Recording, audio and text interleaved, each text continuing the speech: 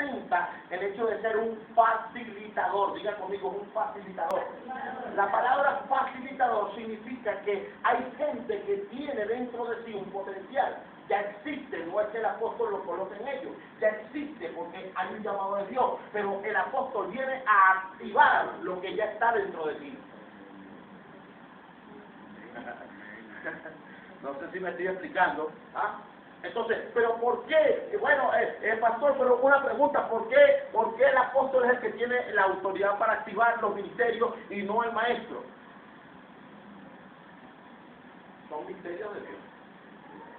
Pero cada uno tiene una función distinta dentro del cuerpo de Cristo. Mira lo que dice, el verso 4. Ahora bien, hay diversidad de operaciones. ¿Dónde se quedaron ustedes, Mariela? En el 5, dice, y hay diversidad de ministerios, pero el Señor es el mismo, y hay diversidad de operaciones, pero Dios que hace todas las cosas en todos es el mismo. Escucha. Pero a cada uno le es dada la manifestación del Espíritu para provecho. Escucha esto. Porque a este es dada por el Espíritu palabra de sabiduría, a otro palabras de ciencia según el mismo Espíritu, a otro fe por el mismo Espíritu, y a otros dones de sanidades por el mismo Espíritu, a otro el hacer milagros, a otro profecía, a otro discernimiento de espíritu, a otro diversos géneros de lengua y a otro interpretación de lengua. Mira, él te está hablando aquí de una gama completa de acontecimientos y situaciones que en un momento dado se pueden dar para que tú termines fluyendo con el llamado de Dios sobre tu vida. ¿Me estoy explicando? Entonces, cuando Dios comienza a llamarte a ti, algunas de estas cosas se van a manifestar. De repente tú no hiciste el más mínimo esfuerzo y oraste por alguien y esa persona quedó sana.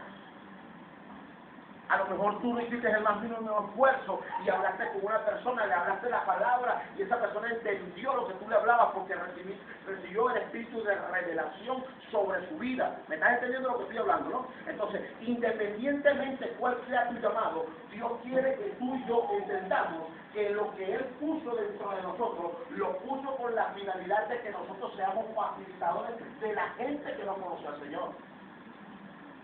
¿Qué es funcionar bajo una visión apostólica?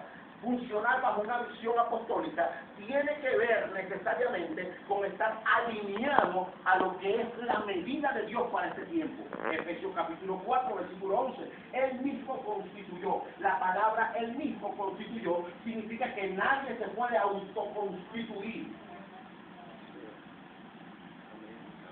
Hebreos capítulo 5, versículo 1. A ver qué dice. Ayúdenme. Hebreos capítulo 5, versículo 1.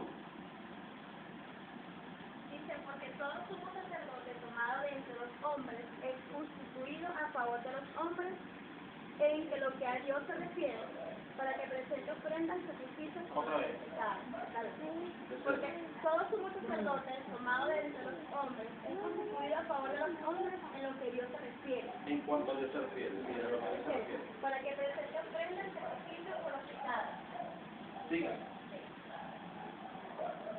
Para que se muestre paciente con los ignorantes y extraviados, puesto que él también está rodeado de debilidad. El 3.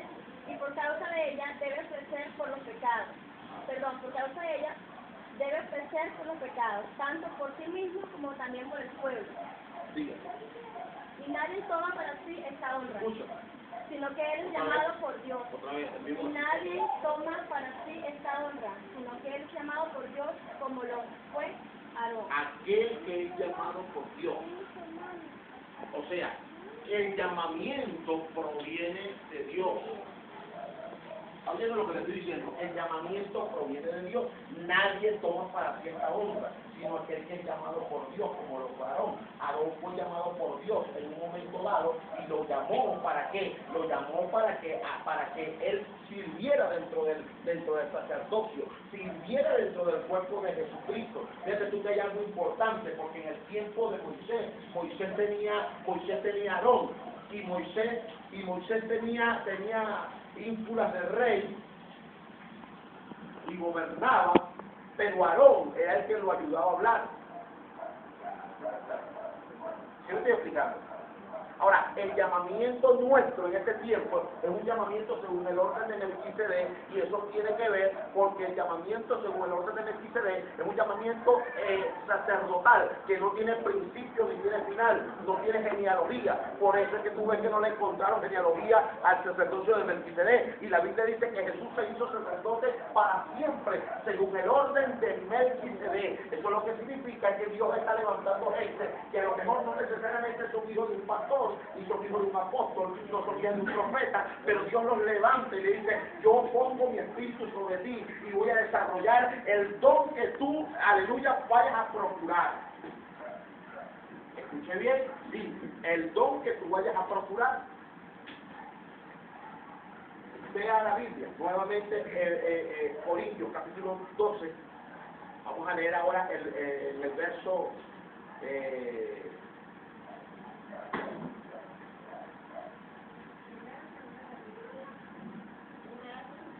primera, capítulo 12, versículo 18 en adelante. Mira lo que dice.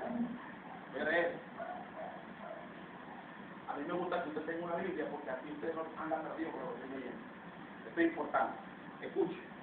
Verso 18 dice: mas ahora Dios ha colocado los miembros, cada uno de ellos, en el cuerpo, como Él quiso. ¿Cómo los colocó? Importante que lo sepas. No te autonombras, sino que Dios te colocó donde Él quiso colocarte. ¿Me estoy explicando? Dice: porque si todos fueran un solo miembro, ¿dónde estará el cuerpo? Pero ahora son muchos los miembros, pero el cuerpo es uno solo. Ni el ojo puede decir a las manos: no te necesito, ni tampoco la cabeza a los pies: no tengo necesidad de vosotros. Antes bien, los miembros del cuerpo que parecen más débiles son los más necesarios. ¿Está oyendo eso? Los miembros del cuerpo que parecieran que son más débiles, dice la Biblia, te lo estoy leyendo, son los más necesarios. Escucha, sigue escuchando lo que dice. Y aquellos del cuerpo que nos parecen menos dignos, a estos vestimos más dignamente, y los que en nosotros son menos decorosos se tratan con más decoro, porque los que en nosotros son más decorosos no tienen necesidad, pero Dios ordenó el cuerpo, dando más abundante honor al que le faltaba. Oh, como dice en inglés, my God. ¿Cómo es? My God. My God. My God. My God. My Oh God. my God. Oh my God. Dios mío, pues. Oh Jesus. Ahí me entendieron que no. Lo que quiero decir es que es impresionante lo que está diciendo el apóstol por revelación. Es que estos miembros que parecían no tenían características, dice que han sido tratados con un mayor honor. A ver qué dice, 1 Corintios capítulo 1, verso 22. Ayúdame a leer. ¿Qué pasó, negro? ¿Estás haciendo un estudio ahí tú? 1:22. 1 Corintios 11:22. No, 1:22. O sea, este otra cita. Amén. Ajá. Porque los judíos, 1 Corintios 1:22, porque los judíos piden señales y los Más adelante, 23. pero nosotros predicamos a Cristo crucificado 24.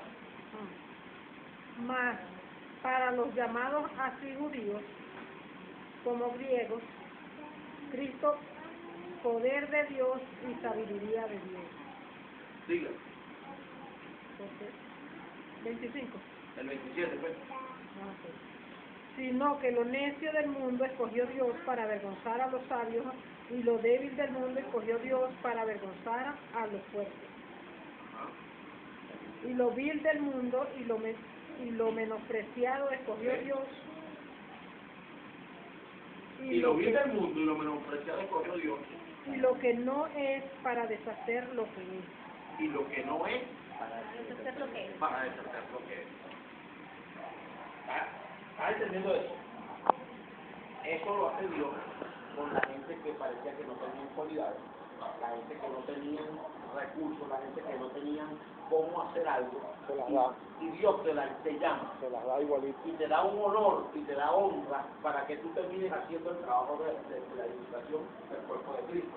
Por eso es que cuando Jeremías viene y dice, yo no sé hablar, yo soy un niño, yo no sé hablar.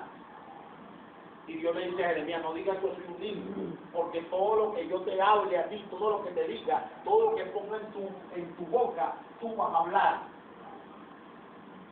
O sea, le quiso decir, tú no vas a hablar por tu propia cuenta, sino que las palabras que yo pongo en tus labios, esas son las palabras que tú vas a terminar hablando. No sé si me estoy explicando. Y el problema de muchos de nosotros es que a veces nos paralizamos para hacer un trabajo en el ámbito de lo que es ministerial, en el ámbito de Dios, nos paralizamos porque sencillamente decimos, yo no tengo los recursos, no sé cómo hacerlo, no tengo la herramienta, no sé cómo hablar. Este es el pastor porque él estudió y él sabe cómo hablar, pero yo no sé cómo decir esto. Y resulta que Dios lo que quiere exactamente es que tú digas que no sabes hacerlo, porque cuando tú dices que no lo sabes hacer, entonces la honra de Dios te cubre y Dios te va a llamar a hacer lo que tú nunca imaginaste que podías hacer. Amén. Por su gracia, por su misericordia. Vamos a ver 1 Corintios capítulo 12, el verso 26, dice, de manera que si un miembro padece, todos los miembros se duelen con él, y si un miembro recibe honra, todos los miembros con él se gozan. Es decir, en otras palabras, aquí no cabe la envidia. ¿Sí o no? Porque está una medida de Dios y la gente está entendiéndolo. ¿Cuál es el problema? Que muchos de nosotros, si yo soy pastor, entonces yo me quiero quedar en el pastorado y no estoy trabajando en la medida de Dios, y eso se va a notar cuando de repente Dios promueva a un maestro de la misma congregación y yo digo, oye, pero yo tengo tanto tiempo ahí y vienen promoviendo a este maestro.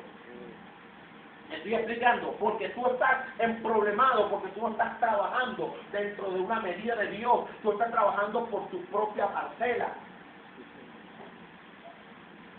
¿Sí me estoy explicando? Esto es importante porque esto está contemplado dentro de la vida. De manera que si un miembro padece, todos los miembros se duelen con él. Y si un miembro recibe honra, todos los miembros con él se gozan también. Vosotros pues sois el cuerpo de Cristo y miembros cada uno en particular. En otras palabras, todos nosotros unidos, dice la Biblia que con las coyunturas nuestras como cuerpo de Cristo formamos ese cuerpo del Señor. Me estoy explicando, así que yo no puedo decir algo como que tú no me haces falta. Tú tampoco puedes decir que yo no te hago falta. Nos hacemos falta mutuamente porque tú caminas con lo que yo tengo y yo camino con lo que tú tienes. Así que nos sincronizamos unos y otros y terminamos siendo un mismo cuerpo. Cuando Cristo viene a buscar, Él no viene a buscar solamente apóstoles, Él viene a buscar una iglesia que esté en derredor de la medida de Él. En otras palabras, en lo apostólico, lo profético, la evangelización, el pastorado y también la maestría. Él viene a buscar una iglesia completa. Dice la palabra, viene a buscar una iglesia gloriosa. Diga conmigo, gloriosa. Y la gloria de Dios jamás se puede manifestar si no está primero la medida de Dios. ¿Está agarrando? La gloria de Dios no se manifiesta si no está la medida de Dios. ¿Por qué yo me intereso en enseñar a la iglesia, a que pueda manejarse en un ámbito de gloria? Te explico por qué. Porque si la iglesia entiende que nosotros tenemos una medida funcional en la que debemos desarrollarnos, entonces la iglesia va a ser muy fácil aceptar a lo que es la gloria de Dios como tal. No va a ser algo que va a ser asombroso para la iglesia. La iglesia se va a acostumbrar a caminar en una dimensión de gloria. Amén.